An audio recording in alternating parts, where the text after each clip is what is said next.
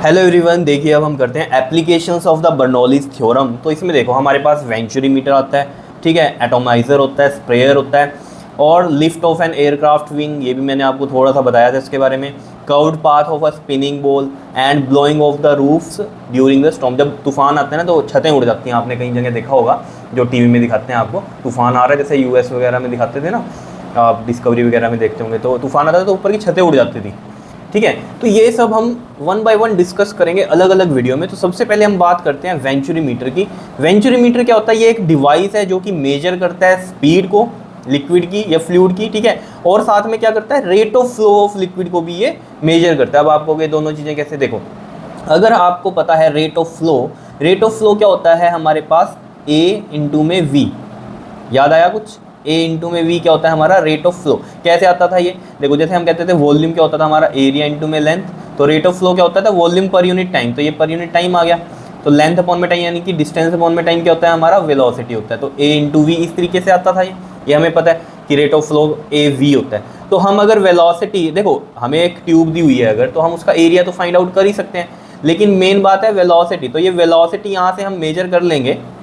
Velocity अगर major हो गई तो रेट ऑफ फ्लो भी अपने आप निकल जाता है, इसको हम क्यू से लिखते हैं। तो ये चीज़ क्लियर है यहाँ से कि वेलोसिटी अगर हमें पता चल गई, स्पीड हमें पता चल गई, तो रेट ऑफ फ्लो हम बड़ी आसानी से निकाल सकते हैं। इसलिए इसने यहाँ पर दोनों के लिए लिख दिया कि स्पीड और rate of flow of liquid through a pipe भी हम मेजर करते हैं। इसको हम क्या बोलते हैं, और फ्लो मीटर भी बोलते हैं और वेंचुरी ट्यूब भी बोलते हैं। अब कंस्ट्रक्शन में देखते हैं जरा, देखो जरा इसको हम बनाते हैं यहाँ पर। देखो किस तरीके से बनती है ये ट्यूब आपके पास, देखो इस तरीके से बनती है। एक हॉरिजॉन्टल ट्यूब होती है ये, पहले तो आपको ये पता होना चाहिए इसके अंदर, ठीक है, कैसी होती है ये, एक हॉरिजॉन्टल ट्यूब होती है, ठीक है। इस तरीके से हम मान लेंगे इसमें, और इस तरीके से आप ये बना दोगे, ठीक है। अब यहाँ पर ना थोड़ी सी ये ओपनिंग रखना, यहाँ पर ये इस तरीके से मैंने मान लो ये ओपनिंग रख दी यहाँ पर, ठीक है। और यहाँ पर भी हम क्या करेंगे, थोड़ी सी ये ओपनिंग रख देंगे, ठीक है, इस तरीके से। अब ये क्या हो रहा है, देखो ये जो ट्यूब है इसमें क्या है, ये वाला मान लो हमारा रीजन ए है और ये रीजन हमारा बी है, इस तरीके से समझो। यहाँ पर जो एरिया ऑफ क्रॉस सेक्शन है, इसमें जो फ्लूइड फ्लो कर रहा है, एरिया ऑफ क्रॉस सेक्शन इसका है मान लो A1, और इस छोटे वाले का जो है वो कितना है, A2 है। तो एक है इसकी वाइडर और एक क्या है इसकी नैरो नेक है, इस तरीके से आप समझ सकते हो, जिसका एरिया A2 है। यहाँ पर जो वेलोसिटी है फ्लूइड की वो V1 है, ठीक है, वन वाला है ना ये, और यहाँ पर जो है वो V2 है। क्लियर? यहाँ पर क्या होगा, ऑब्वियसली बात है, यहाँ प्रेशर 1 लग रहा होगा इस पॉइंट पे अगर हम देखें, और यहाँ पर क्या होगा, प्रेशर 2 होगा। क्लियर? ये तो चलो बातें आपको पता ही है, ठीक। अब ये जो ट्यूब है हमने जो हॉरिजॉन्टल बनाई है, हॉरिजॉन्टल का मतलब क्या है कि ये वाला जो आपका रीजन है और ये वाला रीजन है, ये सेम हाइट पर है अगर एक हम ग्राउंड लेवल लें तो, ठीक है। क्यों? क्योंकि हम हाइट्स जो लेते हैं वो उसके सेंटर से लेते हैं, तो इसके सेंटर से हाइट लेंगे, इसके सेंटर से हाइट लेंगे अगर एक रीजन हम बना दें, तो इसमें हाइट जो है बराबर है, बिकॉज ये हॉरिजॉन्टल लिया है हमने, ठीक है, और फ्लूइड फ्लो कर रहा है इसके अंदर, ठीक। अब इसके वाइडर को और नैरो वाले को हम किससे कनेक्ट करेंगे, मैनोमीटर से कनेक्ट कर देंगे। देखो इस तरीके से मैनोमीटर से इस तरीके से कनेक्ट करेंगे, देखो यहाँ पर इस तरीके से ये मैनोमीटर बना देंगे। याद है मैनोमीटर क्या करता है, मैनोमीटर बताओ, प्रेशर को मेजर करता है, ठीक है, गैस या लिक्विड के। मैनोमीटर आपको बताया होगा, ठीक है, इस तरीके से मैंने बता दिया। इसमें क्या होता है, एक फ्लूइड होता है यहाँ पर, ठीक है, जैसे मान लो जिसकी डेंसिटी ज़्यादा हो, जैसे मरकरी हो गया या ऑयल हो गया कोई, उस तरीके से, ठीक है। अब होता क्या है वो, जैसे मान लो यहाँ पर इसमें पड़ा हुआ है ये, इस तरीके से ये यहाँ पर पड़ा है, ठीक है। अब ये वेरी कैसे करता है, जब इससे कनेक्ट हो गया ये, अगर मान लो यहाँ पर क्या है, प्रेशर ज़्यादा है तो ये इसको ज़्यादा नीचे धकेलेगा, ठीक है, इस वाले को। अगर मान लो ये वाले फ्लूइड जो लिक्विड है इसका प्रेशर यहाँ ज़्यादा है तो ये इसको ज़्यादा नीचे करेगा, इस वाले फ्लूइड को प्रेशर से, ठीक है, ये नीचे होगा तो यहाँ से क्या हो जाएगा, ये ऊपर हो जाएगा अगर यहाँ पर कम प्रेशर है। तो मान लो ये ऑब्वियस सी बात है, ये तो आपको पता ही है ना कॉन्टिन्यूटी इक्वेशन से कि A1 V1 इक्वल टू क्या होता है हमारा, A2 V2 होता है। और यहाँ से हमें पता है कि AV कांस्टेंट होता है, तो यहाँ से हमें ये चीज़ पता है कि A is inversely proportional to velocity होती है, हमें पता है। अगर हमारा एरिया क्या है, ज़्यादा है, तो वेलोसिटी कम हो जाती है। तो देखो एरिया यहाँ ज़्यादा है तो ये वेलोसिटी कम होगी, यहाँ पर A1 जो है ग्रेटर है A2 से, तो यहाँ ऑब्वियस ही बात है जो V1 है हमारी वो क्या हो जाएगी, कम हो जाएगी, ठीक है ना, और V2 क्या हो जाएगी हमारी, ज़्यादा हो जाएगी। ऐसी प्रेशर की अगर हम बात देखें, अगर आपको याद हो बर्नौलीज थ्योरम से, तो मैंने वहाँ पर आपको क्या बताया था, 1P प्लस में 1/2 रो V² इक्वल टू में कॉन्स्टेंट था हॉरिजॉन्टल लेवल के लिए। तो यहाँ पर भी वही था कि अगर ये वेलोसिटी क्या है ज़्यादा है तो प्रेशर क्या हो जाएगा, कम हो जाएगा, क्योंकि ये तो कांस्टेंट रखना है। तो अगर एक चीज़ बढ़ रही है तो दूसरी यहाँ कम होनी पड़ेगी, तभी एडिशन होकर वो वैल्यू सेम रहेगी। ये सब बातें आपको बताई हुई हैं, पिछले टॉपिक आपके देखने बड़े ज़रूरी हैं इसको करने से पहले। तो हमने यहाँ पर सोच लिया कि वेलोसिटी इस वाले पार्ट की अगर हम देखें, यहाँ पर इस वाले पार्ट की, यहाँ पर एरिया कम है और वेलोसिटी इसकी ज़्यादा है। तो वेलोसिटी इसकी ज़्यादा है तो प्रेशर यहाँ कम होगा। तो प्रेशर ये कम है तो ये इसको ज़्यादा नीचे जो है इसको धक्का नहीं मारेगा। लेकिन यहाँ पर क्या है, वेलोसिटी कम है तो प्रेशर क्या रहेगा, ज़्यादा रहेगा। इसी पॉइंट से अगर हम देखें, वेलोसिटी कम है तो प्रेशर क्या रहेगा, ज़्यादा रहेगा। तो यहाँ प्रेशर ज़्यादा तो इसने इस वाले फ्लूइड को इधर ज़्यादा नीचे धकेल दिया। तो मान लो ये लेवल यहाँ आया इसका और यहाँ ये आया मैनोमीटर का। देखो मैं मैनोमीटर थोड़ा सा बता दूं आपको ताकि आपको क्लियर रहे कहानी की क्या होता है। देखो अगर आपको याद हो, हमने वहाँ पर इस तरीके से अगर आपको याद है, ये इस तरीके से हमने यहाँ पर ये गैस ली थी इधर, और ये मैनोमीटर की एक यू शेप्ड ट्यूब इस तरीके से लगाई थी, अगर याद हो आपको, ठीक है। और इसमें भी फ्लूइड पड़ा था यहाँ पर। तो वो फ्लूइड इस तरीके से मान लो गया इसके अंदर, जो पड़ा था मैनोमीटर के अंदर, इस तरीके से इस ट्यूब वाला फ्लूइड यहाँ गया, ठीक है। तो हमने क्या कंसीडर किया, मान लो ये यहाँ P1 पॉइंट हो गया और इसी के ही हॉरिजॉन्टल लेवल पे सेम ये क्या हो गया हमारा P2 हो गया। इस तरीके से सोचा था हमने वहाँ पर, ठीक है। और यहाँ पर आपको पता था कि गैस का जो होता है हर पॉइंट पर जो होता है प्रेशर जो होता है वो सेम होता है। तो ये इसने इसको यहाँ धकेला तो जो यहाँ गैस का प्रेशर होगा वही इसका प्रेशर होगा, ठीक है। और हॉरिजॉन्टल लेवल पर जब फ्लूइड क्या है फ्लो नहीं करता, तो हॉरिजॉन्टल लेवल पर क्या रहती है कहानी, सेम प्रेशर की रहती है, ठीक है। तो अभी ये हम इस तरीके से मान रहे हैं कि ये स्टेबल हो गया यहाँ पे, ठीक है। तो P1 इक्वल टू में ये P2 रहा, क्योंकि हॉरिजॉन्टल लेवल पे फ्लूइड का जो प्रेशर है वो सेम रहता है जब कैसा हो, रेस्ट में होता है, ठीक है। अब होगा क्या, P1 इक्वल टू P2। अब आप कहोगे यहाँ तो नहीं रहता, यहाँ तो प्रेशर अलग अलग रहता है, ये तो हमें पता ही है। वो क्यों रहता है, ये तो फ्लो कर रहा है ना, यहाँ पर तो कॉन्टिन्यूसली फ्लो कर रहा है, यहाँ तो ये रुक गया अब एक पॉइंट पे, ठीक है। अब देखो P1 इक्वल टू में P2 है, ये पता है हमें, सेम हॉरिजॉन्टल लेवल पे, ठीक है। और ये P1 जो है ये गैस का ही प्रेशर है, गैस का ही प्रेशर हो गया।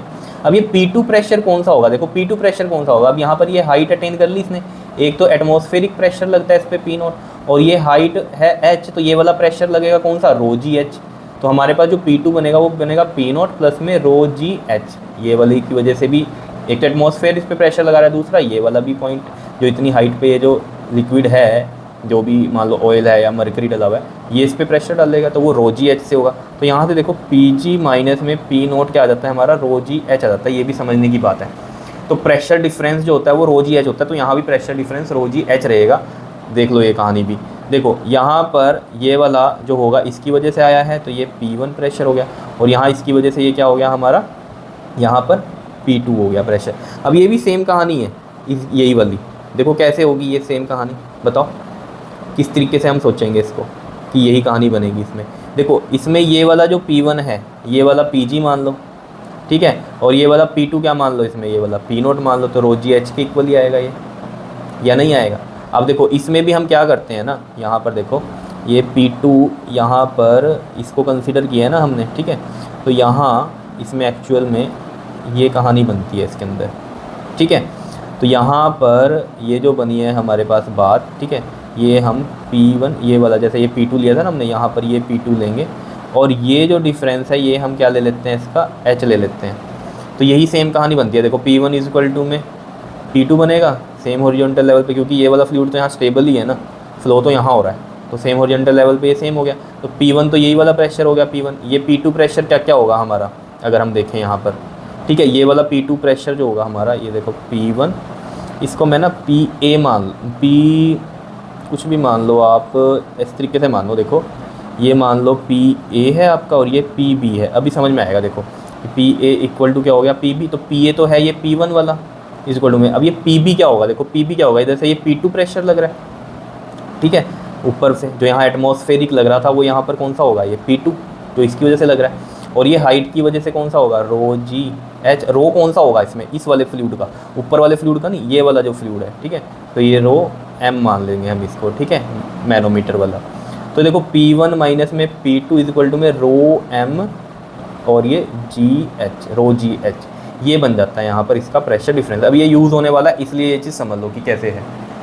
बताओ क्लियर है कहानी कि मैनोमीटर में ये चीज़ हमारे पास किस तरीके से आई, ठीक है। अब देखो जरा, अब मेन कहानी को आपने समझना है क्या, हमें यहाँ पर क्या करना है, वेलोसिटी और रेट ऑफ फ्लो निकालना है, ठीक। तो यहाँ पर ये देख लो, मैंने यही सब लिखा हुआ, it consist of a horizontal tube having the wider opening of cross section A1 है and a narrow neck of cross section कितना है इसका, A2 है, and these two regions of the tubes are connected with a manometer, ठीक है। अब यहाँ पर हमने वर्किंग में क्या लिखा है कि लेट द लिक्विड वेलोसिटी, इसकी V1 है, इसकी V2 है, एट द वाइडर और नैरो, वाइडर पे V1 और नैरो पे कितनी है हमारी V2 है। Let P1 and P2 be the liquid pressure at this regions, यहाँ पर P1 P2 जो हैं प्रेशर हैं एट दिस रीजन्स इनमें, ठीक है। यहाँ P2 है, यहाँ P1 प्रेशर होगा। क्लियर है, समझ गए होंगे बात। अब ये मत समझ लेना यहाँ पर ये फ्लूइड मैंने बना दिया, यहाँ तो कुछ बनाया नहीं, एक्चुअल में तो फ्लूइड ये फ्लो कर रहा है, ये तो मैनोमीटर वाला फ्लूइड बनाया है मैंने यहाँ पर। क्लियर है। अब देखो जरा, इसको हम ड्राइव करते हैं। देखो अब हमें इसमें देखो ड्राइव जब करना है तो देखो हमें पता है बाय द जो हमारी बर्नौलीज़ थ्योरम है, देखो using Bernoulli's theorem at horizontal level, तो हॉरिजॉन्टल लेवल पे हमारी क्या होगी कहानी। अब देखो ये जो हाइट है ये अलग है, और जो हम लेते थे ना इसमें बर्नौलीज़ में क्या लेते थे, अगर याद हो आपको, देखो इस तरीके से लिखते थे P1 प्लस में 1/2 रो, ये वाला 1 वाला रीजन, ये वाला 2 वाला, रो V1 स्क्वायर प्लस में रो GH1, यही होता था या नहीं होता था बताओ। इज इक्वल टू में क्या लिखेंगे, P2 प्लस में 1/2 रो V2 का स्क्वायर प्लस में रो GH2। अब देखो सेम हॉरिजॉन्टल लेवल पर है तो H1 इज इक्वल टू में H2 होगा, ठीक है। तो हम इन दोनों को क्या कर सकते हैं, कट कर सकते हैं या नहीं कर सकते। अब मैं यहाँ पर इसको इक्वल टू H नहीं ले रहा हूँ क्योंकि ये वाला H अलग है, यहाँ पर जो ये H है ये कौन सा H है जो मैं यहाँ प्रेशर डिफरेंस में लूँगा, और ये वाला H1 is equal to H2 हम अगर कर दें तो यहाँ पर H1 है, यहाँ H2 की जगह भी H1 रख दूँगा तो ये कट जाएंगे, ठीक है। तो मैं यहीं पर काट देता हूँ इन दोनों को, ये दोनों कट गए because H1 is equal to H2 है। तो मेन कहानी क्या है हमारे पास, P1 प्लस में 1/2 rho V1 square is equal to में P2 प्लस 1/2 रो V2 का स्क्वायर। अब यहाँ से देखो जरा, P1 माइनस में P2 करेंगे, प्रेशर डिफरेंस आ गया। यहाँ से देखो 1/2 रो ये हो जाएगा V2 का स्क्वायर, और ये मान लो ये चीज़ इधर गई माइनस में, ठीक है। तो 1/2 रो कॉमन लिया मैंने, और यहाँ से V2 स्क्वायर माइनस में ये V1 स्क्वायर बच गया। आ रही है बात समझ में, ये P2 इधर लिया है माइनस में, ये टर्म पूरी इधर चली गई। तो देखो 1/2 रो V2 square minus 1/2 rho V1 square ये बनेगा। तो मैंने 1/2 रो कॉमन ले लिया, यहाँ से V2 स्क्वायर माइनस में V1 स्क्वायर आ गया, ठीक है, ये चीज़ आ गई। अब हमें यहाँ पर वेलोसिटी निकालनी है, तो कोई एक ही निकल सकती है, इकट्ठी तो नहीं निकलेंगी दो। तो हम क्या करेंगे, यहाँ पर एक की वैल्यू पुट कर देंगे। अगर मुझे मान लो V1 निकालनी है इस पॉइंट पे, तो मैं क्या करूँगा, इक्वेशन ऑफ कॉन्टीन्यूटी की हेल्प से V2 की वैल्यू निकालूंगा ताकि V2 की वैल्यू यहाँ पुट कर दूँ, ठीक है। अब कई बच्चों के मन में आ रहा होगा sir A1 V1 equal to में A2 V2 से निकाल लेते हैं आप, इक्वेशन ऑफ कॉन्टीन्यूटी से वेलोसिटी तो वहाँ से निकल जाती है। लेकिन जब न्यूमेरिकल आएगा ना आपके पास, तो दोनों ही गायब होंगी, वेलोसिटी V1 भी और V2 भी। तो फिर उसके लिए आपको यही कहानी करनी पड़ेगी, ठीक है। तो देखो जरा, हम अभी तो ड्राइव कर रहे हैं इस चीज़ को, तो देखो यहाँ लिखता हूँ मैं, according to equation of continuity, तो वो क्या होती है आपके पास, देखो A1 V1 is equal to में होती है A2 V2। यहाँ से अगर मैं V2 की वैल्यू निकाल लूँ तो ये आएगी आपके पास A1 V1 अपॉन में A2। देखो सिंपल सी कहानी है, अगर V2 की वैल्यू पुट करोगे तो ये टर्म यहाँ जाएगी, तो V1 ही बचेगा यहाँ से, यानी कि V1 की वैल्यू आएगी। अगर मैं यहाँ से V1 की वैल्यू निकालता तो V1 की वैल्यू जो होती पुट, वो यहाँ पर V2 की टर्म्स में पुट होती, तो यहाँ से V2 निकलती। तो अगर मुझे यहाँ V1 निकालना है तो ऑब्वियस सी बात है, मुझे यहाँ V2 की वैल्यू पुट करनी पड़ेगी। तो यहाँ से ये वैल्यू यहाँ पुट करेंगे, तो देखो ज़रा ये चीज़ समझ में आ गई। तो यहाँ पर देखो ज़रा, अब P1 माइनस में P2 इज इक्वल टू में 1/2 रो V2 की वैल्यू ये है, that is A1 V1 upon में A2, इसका स्क्वायर हो गया, तो ये ब्रैकेट ऐसे कर दो, माइनस में V1 का स्क्वायर, इस तरीके से आ गया। अब देखो ज़रा क्या करेंगे हम, देखो ये P1 माइनस P2 की वैल्यू जो मैंने आपको बताई थी, अब यहाँ से आपको ये चीज़ क्लियर हो गई होगी। ये P1 माइनस जो P2 है हमारा, ये आएगा रो mgh। रो m क्यों लिखा है इसको, क्योंकि ये किसकी है, डेंसिटी, जो मैनोमीटर में फ्लूइड पड़ा है उसकी डेंसिटी है। और ये मैंने आपको पूरी कहानी बता दी है कि कैसे आई ये वैल्यू, ठीक है। तो इसलिए पहले मैंने समझा दिया आपको।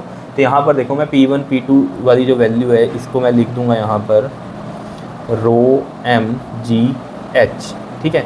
और ये है हमारे पास इधर इसको हम किस तरीके से सॉल्व कर सकते हैं, देखो यहाँ से 1/2 रो, यहाँ से अगर मैं देखूँ इसमें से हमारा v1 स्क्वायर कॉमन आ सकता है। तो देखो उससे पहले मैं क्या करूँ, यहाँ इसको ऐसे लिख दूँ a1 का स्क्वायर v1 का स्क्वायर और नीचे क्या आ जाएगा हमारा a2 का स्क्वायर माइनस में ये v1 का स्क्वायर। तो देखो ज़रा ये 2 इधर जाएगा, मल्टीप्लाई हो जाएगा, तो ये हो जाएगा आपके पास 2 रो m g h और अपॉन में ये वाला रो नीचे आ जाएगा। समझ रहे हो ना, क्रॉस मल्टीप्लाई 2 इधर और ये रो नीचे आ गया। इधर देखो ज़रा अब यहाँ पर मैंने क्या लिया, v1 स्क्वायर कॉमन ले लिया, तो यहाँ क्या बच गया देखो a1 का स्क्वायर अपॉन में a2 का स्क्वायर माइनस में 1, ये बचेगा। ठीक है, अब देखो ज़रा हम क्या करेंगे, यहाँ पर ये v1 square as it is रहने दो, यहाँ पर हम एलसीएम ले लें a2 स्क्वायर एलसीएम, तो यहाँ ऊपर बचेगा a1 स्क्वायर माइनस में यहाँ क्या आ जाएगा a2 का स्क्वायर, और ये same value as it is यहाँ पर चली रही है। ठीक है, आ रही है बात समझ में या नहीं बताओ, दिखाई दे रहा है। उसके बाद देखो ज़रा यहाँ पर ये दिखाई दे रहा था ना ऊपर का, कहीं छिपा तो नहीं है। ठीक है, अब देखो ज़रा अब हम क्या करेंगे, यहाँ से v1 स्क्वायर यहीं रहने दो और ये वैल्यू एज इट इज़ यहाँ पर थी, तो ये मैं लिख दूँ 2 रो m g h बाय रो, और ये वाली वैल्यू में देखो a2 स्क्वायर इधर जाएगा ऊपर इस तरीके से, और अपॉन में ये a1 का स्क्वायर। अब देखो ये यहाँ पर मैंने क्या कर दिया, ये बड़े ले लिए मैंने यहाँ पर a1 a2। ठीक है, तो यहाँ पर भी इनको ना बड़ा ही कर दो आप। ठीक है, तो मैं यहाँ पर बड़ा कर देता हूँ, ये a है बड़ा, a2 भी क्या है बड़ा हो गया। ठीक है, ये चीज़ ध्यान में रहेगी आपके।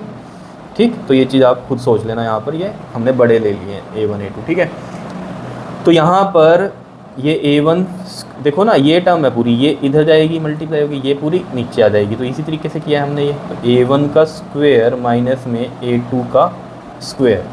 क्लियर है इतनी बात बताओ, इस तरीके से ऐसे लिख दी हमने। ठीक, अब यहाँ पर देखो ये जो v1 है ये इस तरीके से आ सकता है अंडर रूट में 2 रो m g h अपॉन में रो। अब देखो ये पूरा स्क्वायर हटेगा तो इधर पूरे का ऊपर रूट आ गया ना। अब a2 का स्क्वायर है तो स्क्वायर रूट से कटेगा तो a2 बाहर आ जाएगा, तो हमने ये a2 ऐसे बाहर लिख दिया, और अपॉन में ये क्या है हमारे पास a1 का स्क्वायर माइनस में a2 का स्क्वायर। इस तरीके से हमने ये लिख दिया। बताओ क्लियर है इतनी बात या नहीं बताओ। ये v1 की वैल्यू आ गई यहाँ से डेरिवेशन के अकॉर्डिंग। ठीक, अब हमें क्या अब v1 ये निकला ना, तो v2 जब हम निकाल लेंगे, ठीक है, v2 जब आप निकाल लोगे ना तो आप देखना यहाँ पर क्या करोगे, आप यहाँ से v1 की वैल्यू ले लोगे, तो वो v1 की वैल्यू आप यहाँ पुट करोगे तो वो v2 की टर्म्स में आ जाएगी सारी चीज़। तो आप जब देखोगे ना तो v2 क्या आएगा, v2 आ जाएगा ये पूरी टर्म एज इट इज़, यहाँ a2 की जगह बस a1 आ जाएगा, करके देख लेना आप। ठीक है, तो ये चीज़ समझ में आई आपके। ठीक, अब देखो ज़रा यहाँ पर अगर ये चीज़ समझ में आ गई, अब हमें बात करनी है रेट ऑफ फ्लो के। तो रेट ऑफ फ्लो क्या होता है हमारा, हमें पता है AV होता है। ठीक है, तो चाहे A1 V1 कर दो या फिर ये तो पता है ना आपको A1 V1 is equal to में A2 V2 ही क्या होता है हमारा रेट ऑफ फ्लो होता है, जो कि हमने इक्वेशन ऑफ कॉन्टिन्यूटी में पढ़ा था। जितना इधर से पास होगा उतना ही इधर से पास होगा टाइम के अकॉर्डिंग। ठीक है, तो ये चीज़ हमें पता है, तो ये फॉर्मूला AV होता है। तो अब चाहे A1 V1 निकाल दो चाहे A2 V2 निकाल दो, ये वैल्यू तो सेम ही रहती है। तो हम यहाँ पर कर लेते हैं A1 V1। तो देखो ज़रा ये A1 तो ये रहा, और ये जो V1 है इसकी वैल्यू ये है पूरी, तो हम यहाँ पर रख देते हैं ये A2 और अंडर रूट में ये 2 रो m g h अपॉन में रो A1 स्क्वायर माइनस में A2 का स्क्वायर, ये इस तरीके से आ गया। ठीक है, तो इसको हम Q से लिखते हैं रेट ऑफ फ्लो को, तो ये हमारे पास वैल्यू आ गई। ठीक है, अब इसको दूसरे तरीके से हम एक और लिख सकते हैं न्यूमेरिकल पर्पस से। देखो A1 और A2 तो ये है ही है, और ये 2 और रो m g h ही एक्चुअली में क्या था हमारा प्रेशर डिफरेंस था। तो हम यहाँ पर ये लिख सकते हैं इसकी जगह P1 माइनस में P2 अपॉन में ये रो और साथ में ये A1 का स्क्वायर माइनस में A2 का स्क्वायर। इस तरीके से भी आप इसको लिख सकते हो। ठीक है, तो ये आपको समझ में आया किस तरीके से किया है हमने ये। ठीक है, मेन कहानी इसमें जो बच्चों को समझ में नहीं आती है वो यही है कि यहाँ पर ये P1 माइनस P2 रो जी एच कैसे हुआ। तो ये कहानी है आपकी मैनोमीटर की। अगर ये मैनोमीटर आपने समझा हुआ है कि यहाँ P1 है यहाँ P2 है, P1 प्रेशर जो ये गैस का प्रेशर है वही होता है, और P2 क्या बनेगा हमारा P0 प्लस में रो जी एच। तो इस तरीके से आ गया। तो यहाँ पर भी यही कहानी है। मान लो ये PA मान लिया, ये हमने PB मान लिया। अब ये तो फ्लूइड यहाँ रुका हुआ है, जब सारा स्टेबल हो गया प्रेशर इसने देख लिया, इसको नीचे किया इसको ऊपर किया इसने। ठीक है ना, क्योंकि यहाँ प्रेशर कम है तो इसको ये ज़्यादा नीचे नहीं कर पाया, यहाँ प्रेशर ज़्यादा है तो ज़्यादा नीचे कर पाया। तो यहाँ PA जो होगा वो वही प्रेशर होगा जो यहाँ P1 का होगा। ठीक है, तो ये फ्लूइड का जो प्रेशर लग रहा है, क्योंकि वही प्रेशर तो यहाँ लगेगा, तो पी ए हमारा क्या हो गया, P1 के बराबर हो गया।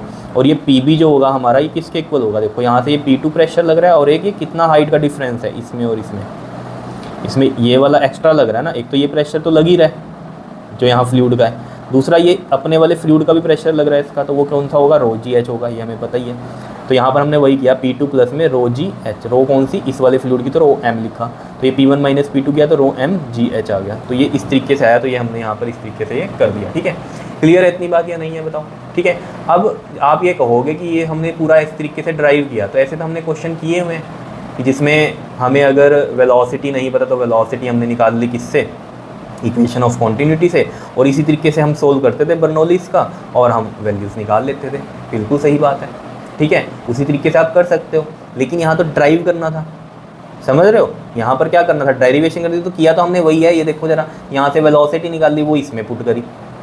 ठीक है, तो चाहे आपके पास गिवन ना भी हो तो लेकिन वो उस टर्म में तो आ ही जाएगी ना, तो वो वैल्यू आप यहाँ पुट करोगे न्यूमेरिकल में। ये अगर फॉर्मूले हमें याद नहीं रहते हैं तो हम इसी तरीके से कर सकते हैं। मैं अभी न्यूमेरिकल करवाऊंगा अगली वीडियो में, उसमें आपको समझ में आ जाएगी बात। ठीक है, कि फॉर्मूले से भी कर सकते हैं डायरेक्ट, और जैसे हमने ड्राइव किया है इस तरीके से भी कर सकते हैं। ठीक है, तो लेकिन ये हमें तो करना ही था क्योंकि इसको हमें ड्राइव करना था यहाँ पर वेंचुरीमीटर के लिए, रेट ऑफ फ्लो और वेलोसिटी को, तो इस तरीके से हमने ये कर दिया। ठीक है, अब रेट ऑफ फ्लो में जैसे A1 V1 किया ना, अगर मैं A2 V2 करूँगा तब भी यही आएगा आंसर। रेट ऑफ फ्लो तो क्योंकि सेम ही रहता है दोनों पॉइंट्स पे। ठीक है, क्लियर है इतनी बात, कर लोगे इसको। तो ये था आपके पास वेंचुरीमीटर। ठीक है जी, सिंपल था, कर लोगे। ओके जी, थैंक यू।